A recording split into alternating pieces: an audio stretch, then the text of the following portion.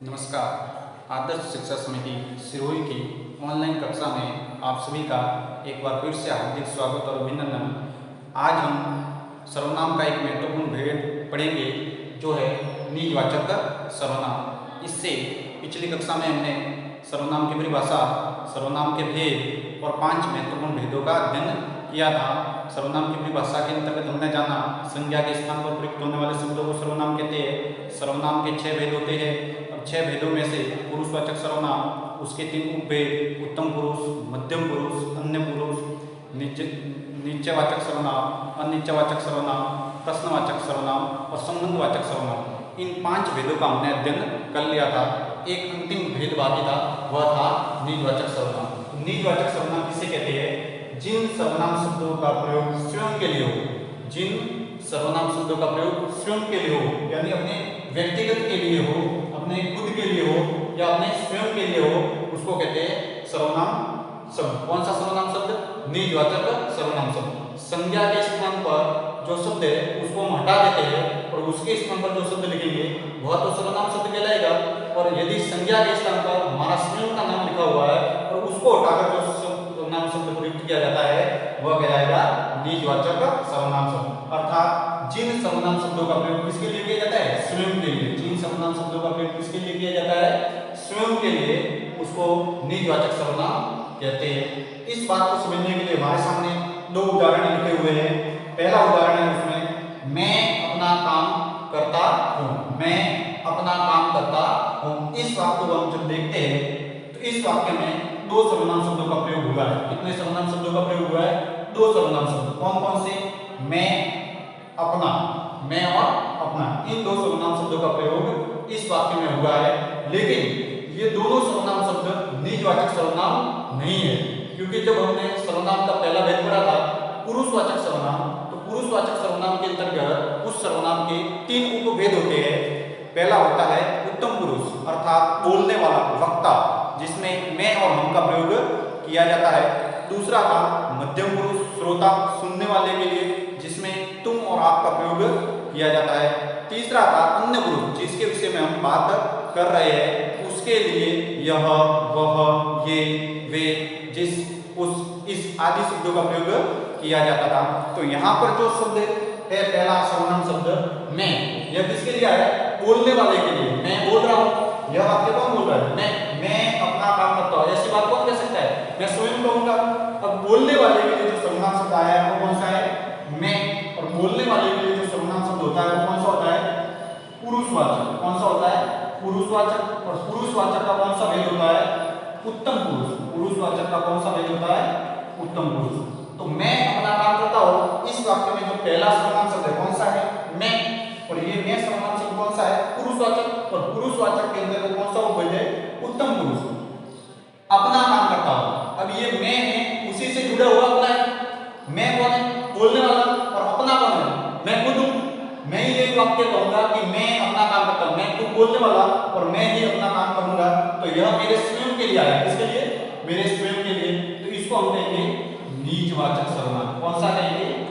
निजवाचक सर्वनाम। उसी प्रकार दूसरा वाक्य है वह स्वयं जयपुर जाएगा।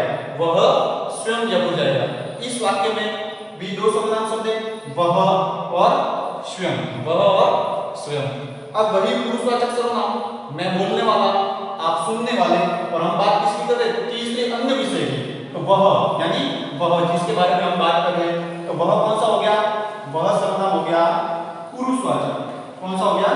पुरुषवाचक। और पुरुषवाचक का कौन सा? तीसरे की बात, अन्य के बारे में हम बात कर रहे हैं, तो कौन सा हो गया? पुरुषवाचक का अन्य पुरुष। कौन सा हो गया? पुरुषवाचक का अन्य पुरुष। वह स्वयं जयपुर जाएगा। वह और वह स्वयं, यानी उसके लिए, खुद के लिए कौन सा सर्वनाम शब्द आ गया? वापस स्वयं। तो स्वयं कौन सा हो गया? निजवाचक सर्वनाम। कौन सा हो गया? निजवाचक सर्वनाम। इस प्रकार निजवाचक सर्वनाम शब्द को हमने जाना कि ऐसे सर्वनाम शब्द जो स्वयं के लिए प्रयुक्त होते हो, या जिन सर्वनाम शब्दों का प्रयोग खुद के लिए, अपने लिए, व्यक्तिगत के लिए किया जाता है या स्वयं के लिए किया जाता है, उन सर्वनाम शब्दों को हम क्या कहते हैं? निजवाचक सर्वनाम। क्या कहते हैं? निजवाचक सर्वनाम। इस बात को हमने 2 उदाहरणों के माध्यम से समझा। पहला उदाहरण है मैं अपना काम करता हूँ।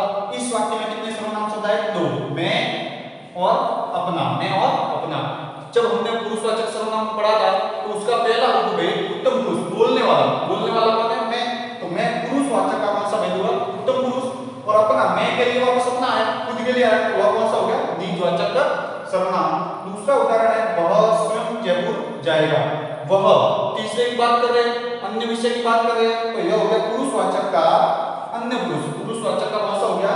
अन्य पुरुष। और वह स्वयं जब जाएगा, उस खुद के लिए कौन सा सर्वनाम आया? स्वयं। तो खुद के लिए आया या अपने लिए आया, वह क्या कहलाएगा?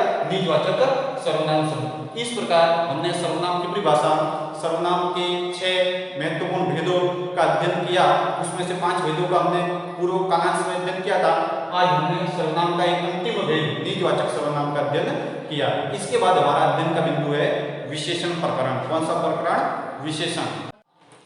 अब हम विशेषण प्रकरण का अध्ययन करेंगे। विशेषण किसे कहते हैं, विशेषण विशेष्य में क्या अंतर है, विशेषण के कितने भेद है, विशेषण की अवस्थाओं का अध्ययन करेंगे। तो हमारा प्रकरण है विशेषण। सबसे पहले जानते हैं विशेषण का शाब्दिक अर्थ। इस विशेषण शब्द का अर्थ क्या होता है? जो विशेषण हमारे सामने प्रकरण है, उस विशेषण प्रकरण के अंतर्गत इस विशेषण का शाब्दिक अर्थ क्या होता है, यानी इस विशेषण का केवल अर्थ क्या होता है इस शब्द का? तो इस विशेषण शब्द का अर्थ होता है विशेषता। विशेषण शब्द का क्या अर्थ होता है? विशेषता। विशेषण शब्द का शाब्दिक अर्थ क्या होगा? विशेषता। अब विशेषता किसकी बताई जाए? शब्द तो बहुत प्रकार के होते हैं, तो विशेषता किसकी विशेषता? मेरी विशेषता, आपकी विशेषता, शब्दों की विशेषता। तो इसकी परिभाषा के रूप में हम क्या जानते हैं कि विशेषण किसे कहते हैं? तो संज्ञा और सर्वनाम। संज्ञा और सर्वनाम। इससे पहले हमने व्याकरण के 2 महत्वपूर्ण प्रकरणों का अध्ययन किया, संज्ञा और सर्वनाम। इन्हीं 2 प्रकरणों के अंतर्गत संज्ञा और सर्वनाम की विशेषता बताने वाले जो शब्द होते हैं, क्या होते हैं? शब्द होते हैं, उनको हम क्या कहते हैं? विशेषण कहते हैं। संज्ञा और सर्वनाम की विशेषता बताने वाले शब्दों को हम क्या कहते हैं? विशेषण। तो किस किस की विशेषता बताई जाएगी?